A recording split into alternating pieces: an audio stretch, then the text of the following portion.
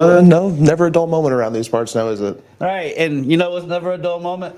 When I forget to hit the microphone so people can hear it. So now they can hear us. Take two. Take two. I'm just coming back off vacation, so forgive me. Anyway, I'm Kendrick Haskins, Wave Sports Director here with Matt McGavic. Dusty is off tonight. Well, we'll skip my daily GoFundMe joke about the Open in the background, but it's in spirit. It's in spirit. Like we said, man, I mean, a wild day for U of L news, totally unexpected. Yeah, just completely came out of left field. You said you were at the gym. I was just driving in my car, and then all of a sudden, phone blows up. Oh, Trentyn Flowers just deciding to go to Australia out of nowhere. Didn't really see that coming. All right, and I mean, you've been around, but see, like us, you haven't had that much access to the basketball team all summer long. We've just basically just seen them out and about. And I mean, how much of a shocker is this from what you've heard and what you've been able to hear since the news came out? I mean, just from a timing perspective, it's a huge shock because the first day of classes for the fall semester at the University of Louisville comes up in 3, 4, 5 days. Right, it's like next week. I think. It's something like that. Yeah, this is news you expect maybe in May, June, sometimes July if things kind of stretch out to that, but almost seldom does it ever happen in August. It's something of this nature, especially the crown jewel of your recruiting class. Right. Now, granted, Louisville does have other pieces, but I mean, this was the guy who has been showing up on 2024 NBA draft mock boards. So no longer having him in the fold, that's kind of a big deal regardless as to when it happens. Especially a team whose weakness last year was the guard position. You have a guard who's a combo guard. He can play either the one or the two. Mm-hmm. I think he considers himself a one.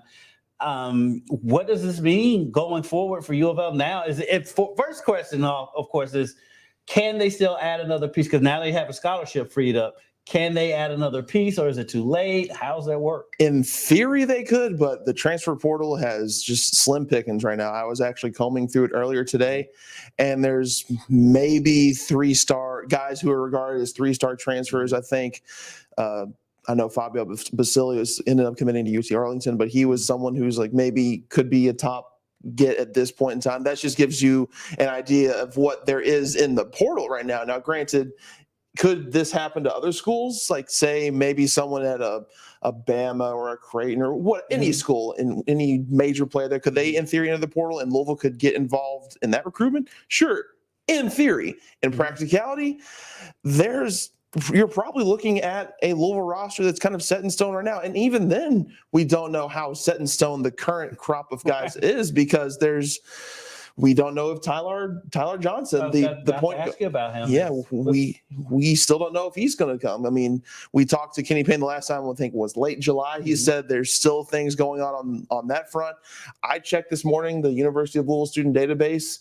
He's still not in there, and considering he only has a few more days left to actually enroll at U of L, they're kind of up against the clock at this point because he's only got so much time before he can even be eligible for the first couple months of the season. And at that point, you're only going to have Sky Clark as your only true scholarship point guard. Now, they all preach versatility of the roster. This guy that can play the one. Positionless basketball. I hate that term.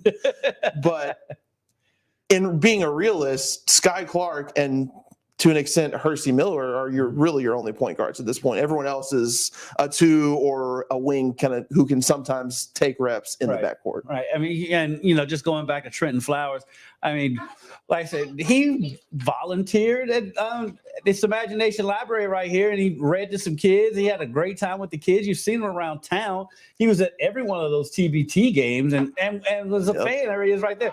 He was a fan at those games, rooting those guys on. That's what makes this thing so weird that he just up and decides to leave at the last minute like this. Yeah, it'd be one thing if he wasn't super active in the community, wasn't in and around town, like making waves with Louisville fans, whether it be at a game or at a school or just out and about doing things. It'd be one thing if he was just kind of a recluse, like, okay, you can kind of understand to a fault. Right. Well, this is someone who was very out there, so to speak. It's a big personality. Yeah, so to see him just kind of up and leave, seemingly, it's a shock because I'm not going to be one to say that I know the ins and outs of how contracts in the NBL work over in Australia. Right.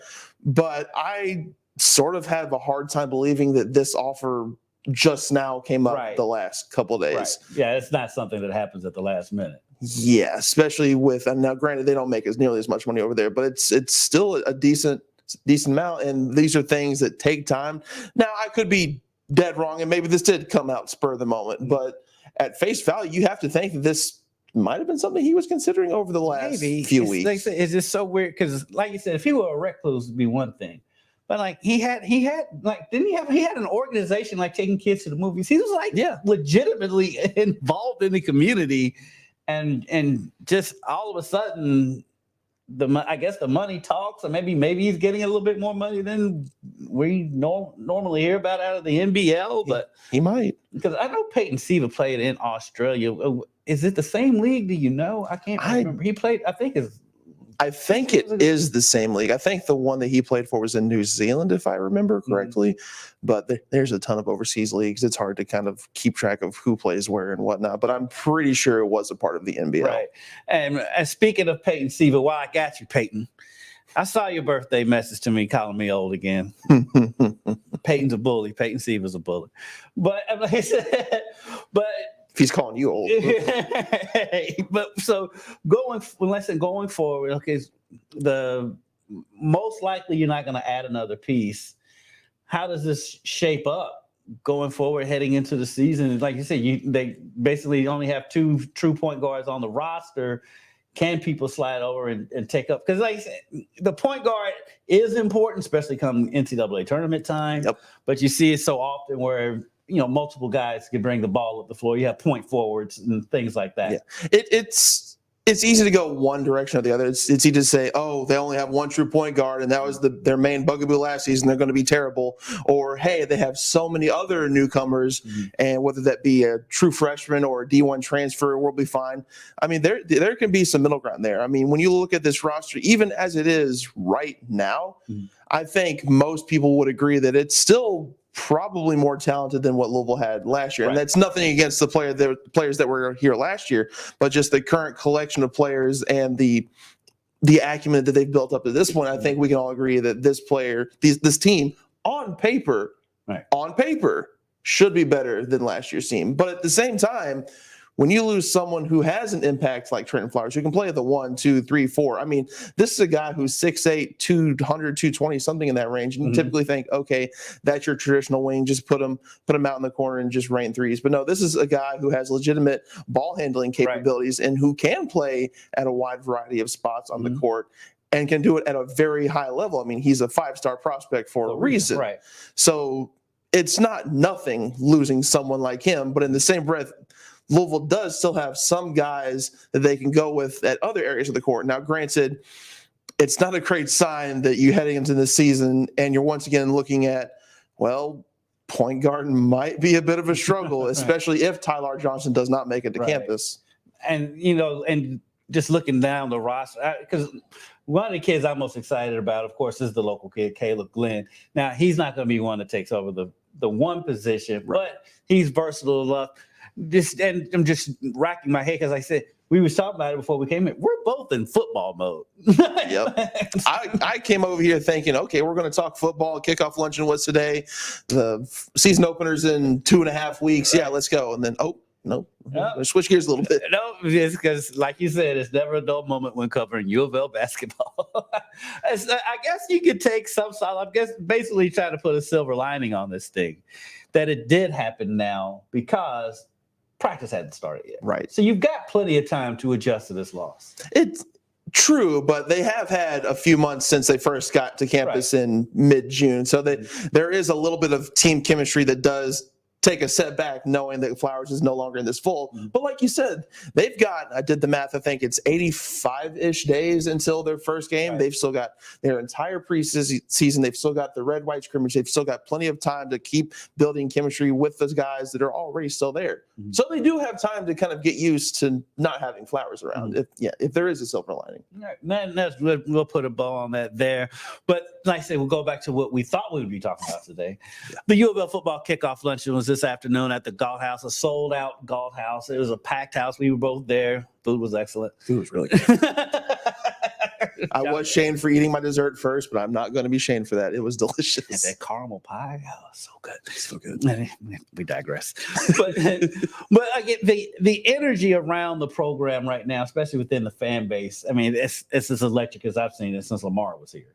Oh, absolutely. And even I made the comment to a couple of colleagues at the table that it seemed like just with people getting in there, it seemed like there was a lot more people at this event than there was last year. Now, granted, venue and format was a little bit different, but still just the energy, this just seeing people be engaged, like more so engaged than they were so this time last year is astounding. And I go back to this example all the time.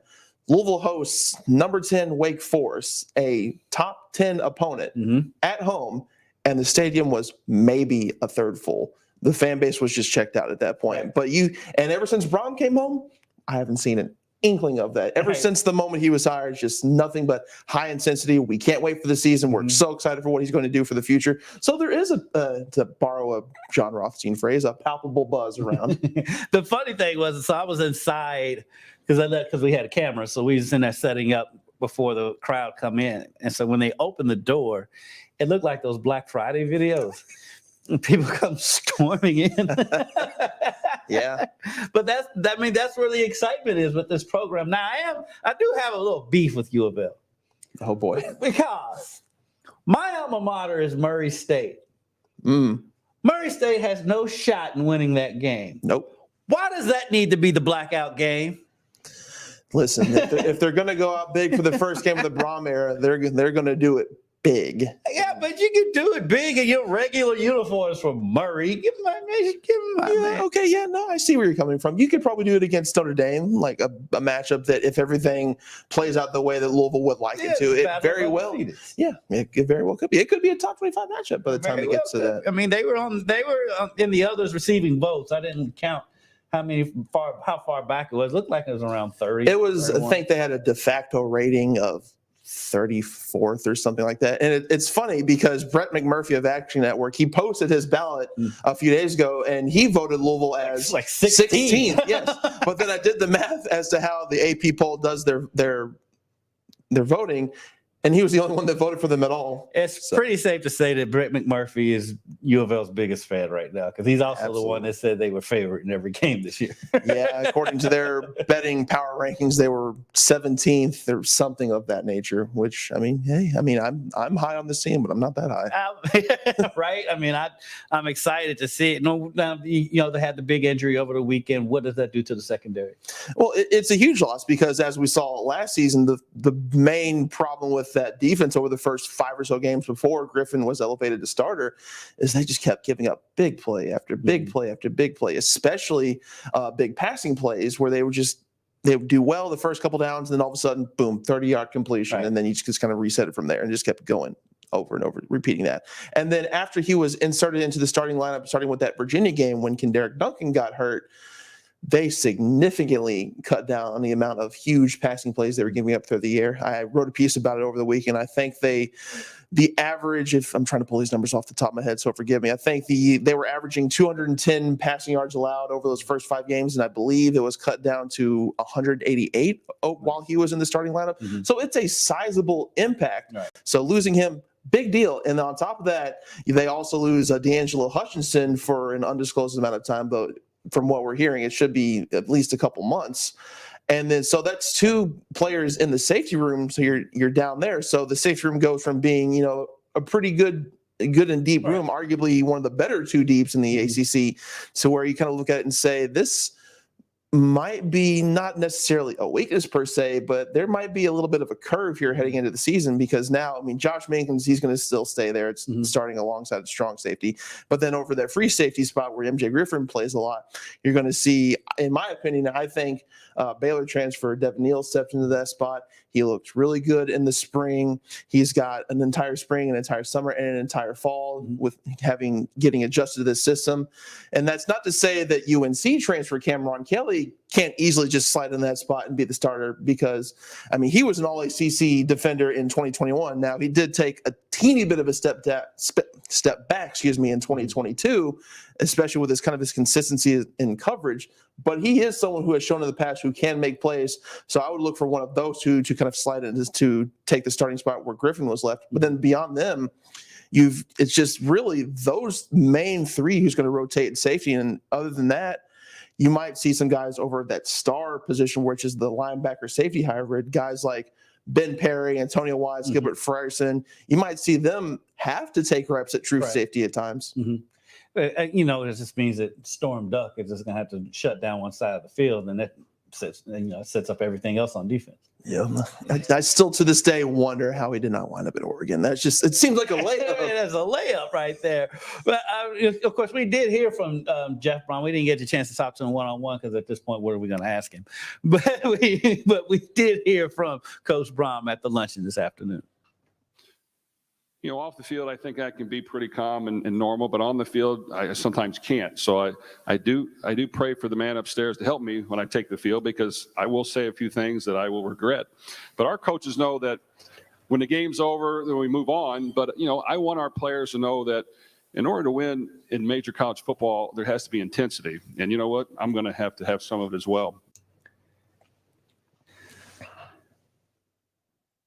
Coach Brohm is intense. Let me tell you how intense Coach Brohm is when the competition actually starts. Got two examples.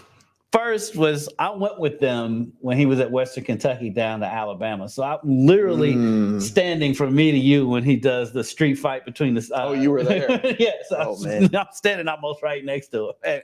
And the funny thing is, he's cool, calm, and collected right up until that point, and then he goes crazy. So I saw it then, and then I saw his competitive side when he was playing in that Jack Harlow kickball tournament, and he was getting so mad at his own team because these 18, 19-year-old kids, for some reason, don't know how to play kickball. I don't know what's going on in school systems. Do they not have recess? I mean, they can't even get the bus route straight. Well, that's here, though. These kids aren't from here. That's true. But I saw the competitive. He's so competitive that when we had our one-on-ones with him after media day, before we got on camera, he's still talking about it. He wants to win. He wants to win at everything, and I think that's what you need from your head coach, especially going into a season where you're coming off a bowl season. You come off of 9-win season last year, 8 wins, and you got so many expectations coming into the season. You want a coach like that, though, who wants to win every game. Oh yeah, and I've even got an example from fall camp, and I think at this point we all know that there were a few fights during the second week of camp. It's and football. I know. I mean, it's football. Fights happen. Especially breaking news. Yeah, exactly. They get tired of hitting their own teammates. They want to hit someone. And then by the time the third fight happened, they go to start practice as normal, and then Brohm unleashes about 10 to 15 seconds of about an HBO level tirade. It was if he was not talking, you could have heard a pin drop. The players were silent. The coaching staff was silent. The people on the sideline were silent. I even thought, I better stand up straight. He wasn't even talking to me. But there was the season. I said we're less than a month away from the season. Can't wait. I just can't wait to actually talk about games. I'm done with talking season. And I'm pretty sure Coach is done with talking. I think we still got a week and a half more of talking season. Yeah, but at least it's not the big events anymore. It's just whenever Rocco decides to have us talk to him after practice. True that. Yeah. So we're almost here. We're ready. For us, high school football starts this Friday night. We're excited for that. Dusty Baker and I and a whole cast of characters that I work with. We're going to be bringing you all the highlights from all the big games from around town this coming season. And Matt, of course, he'll be in here whenever U of L does something. So, which, knowing U of L, I'm sure they'll be doing something tomorrow. It's usually on Friday, but today was on Monday. They gave us a courtesy.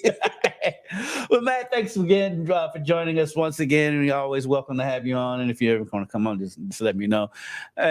We will be back tomorrow. We got fall sports press conferences going on at U of L tomorrow. Also, I'm heading over to Central High School as they get ready for the football season. Talk to Cortez Stone a little bit.